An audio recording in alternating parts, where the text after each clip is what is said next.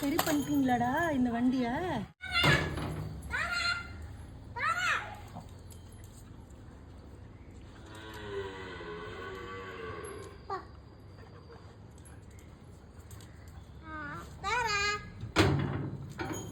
சரி, அது யார் வண்டி? அது யார் வண்டி?